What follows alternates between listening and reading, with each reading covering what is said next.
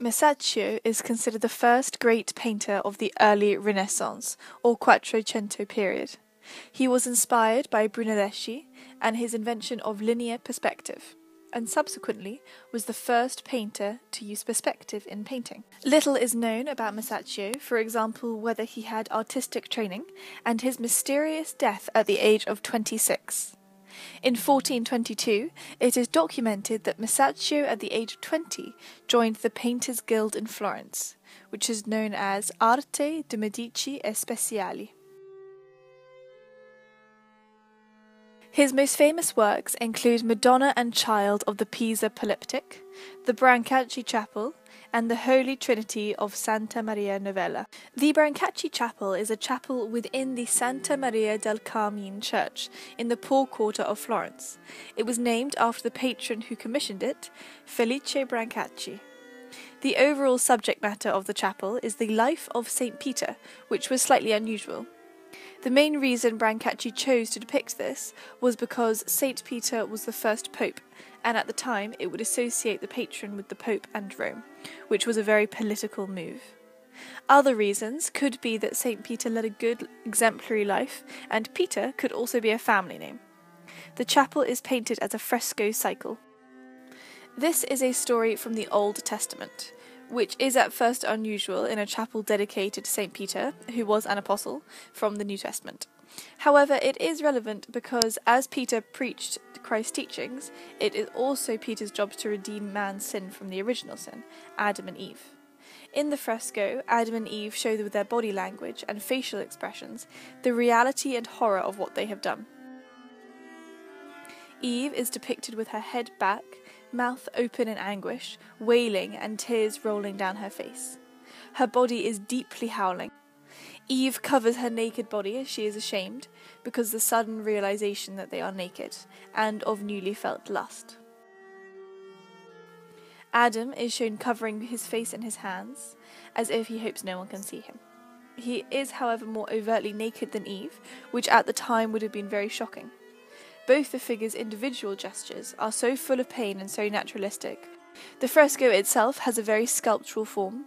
For example, the rocks in the background are very economical and give the painting a sense of 3D volume, with the figures overlapping.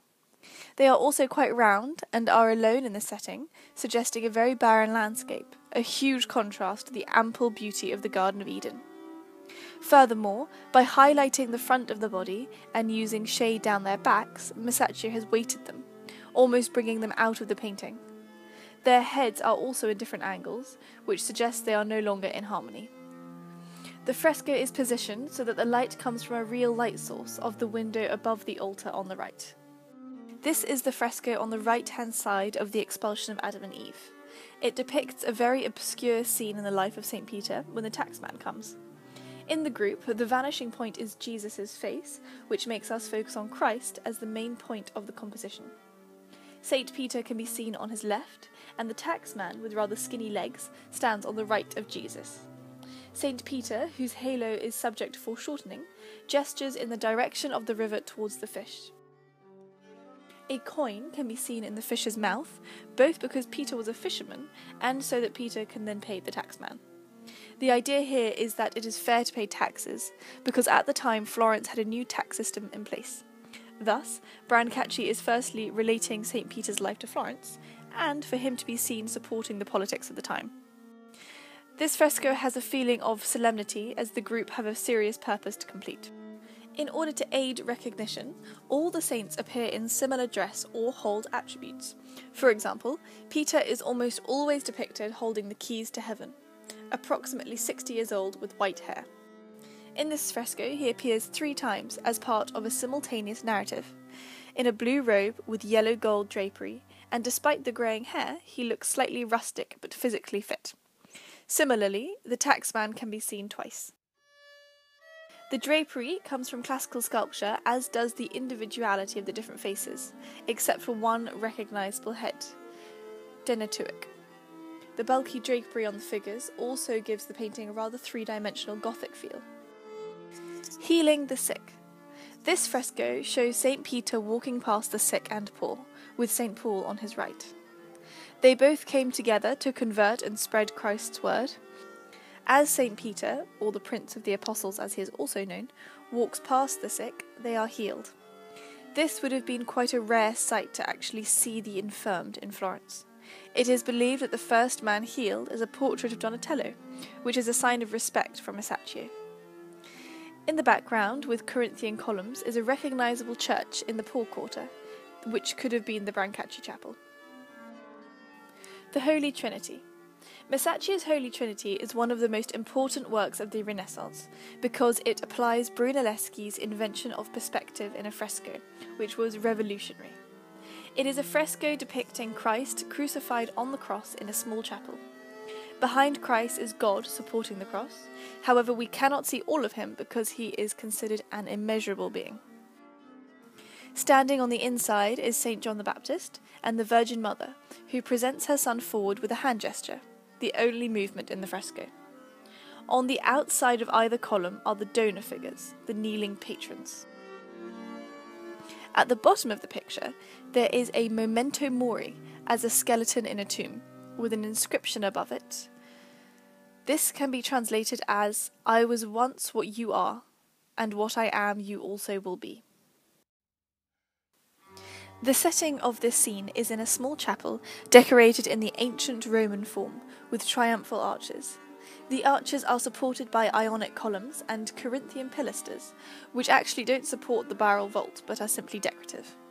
Unfortunately, there is not enough documentation to know who commissioned this altarpiece, and therefore who the donor characters are portraits of in the painting.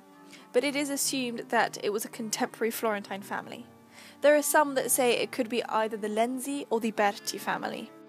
In 2012, some records were discovered that the Berti family owned a tomb where the skeleton lies. However, other records mention a Lenzi tomb near the altar as well as other Lenzi decorations around the chapel. Furthermore, Domenico Lenzi was recorded to have died on the 19th of January 1427, which would match the year this altarpiece was painted. Firstly, by using the lines of the barrel vault as orthogonals, they draw the viewer's eye to the vanishing point past God, to the foot of Christ.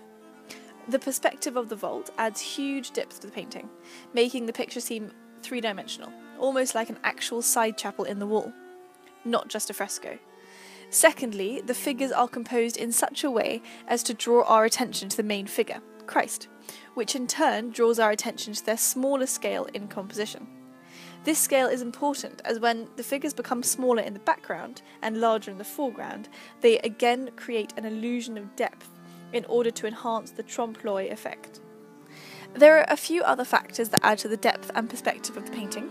For example, the use of light and dark, and the use of shadowing creates great depth and highlights the contrast.